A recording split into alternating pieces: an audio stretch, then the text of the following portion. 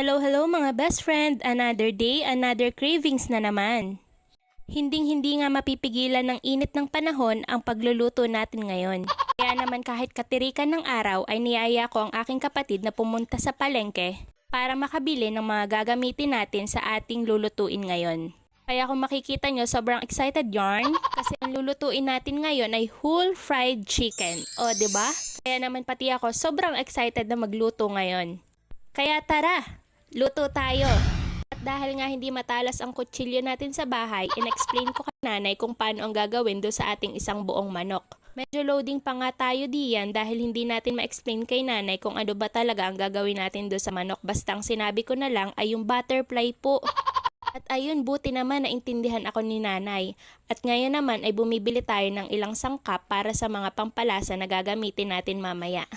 At pagka-uwi nga namin sa bahay ay agad kong nilinisan ang isang buong manok para makapagluto na agad tayo. Kinat nga lang natin ng konti yung mga malalaman na part para manuot yung mga pampalasa natin mamaya.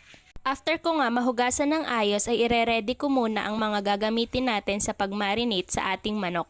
Yung isang buong bawang na gagamitin natin dito ay i-chop lang natin sa maliliit na part. Pero mas maganda kung garlic powder na ang gagamitin nyo dito. Ang sunod naman na ire-ready natin ay mga 1,000 pieces na kalamansi. Char! Mga 15 pieces lang. Gumamit nga din ako ng tanglad dito para pampadagdag lasa pero depende sa inyo kung gagamit din kayo nito. Hindi ko na nga naipakita ang paglalagay natin ng mga sangkap dahil nagka-problema pala itong camera ko. Naglagay lang tayo dyan ng 1/4 cup ng patis, yung chinap natin na bawang kanina, tanglad, at yung 15 pieces ng kalamansi. After nyan ay masahihin lang natin ang ating manok para makarelax siya sa ating rep ng 1 oras. Pero mas maganda kung overnight para mas manuot pa yung lasa sa ating manok. At ngayon ay maghahanda tayo ng breading mixture para sa ating whole fried chicken. Naglagay lang ako ng 1/2 cup ng cornstarch, 2 itlog, at konting tubig at minekos-mekos lang natin ng konti. After nga nating mamarinate ay inilagay na natin ang ating manok sa ating mixture. After nyan ay pwede na natin itong prituhin. Niready ko nga lang ang ating mainit na mantika. Used oil nga lang ang ginamit ko dito, yung pinaglutuan natin last year. Char! Lutuin nga lang natin ito mga best friends sa loob ng 25 minutes sa napakahinang apoy para hindi agad masunog ang ating manok. Kapag nakita nyo nga na golden brown na ito, ay pwede nyo na ulit itong baligtarin. 25 minutes lang din natin nalulutuin itong kabilang side. Sa mga oras ngang ito ay gutom na ako dahil nalalanghap ko na ang amoy nito. After nga ulit ng 25 minutes sa pag-iintay ay pwede na nating hanguin ito.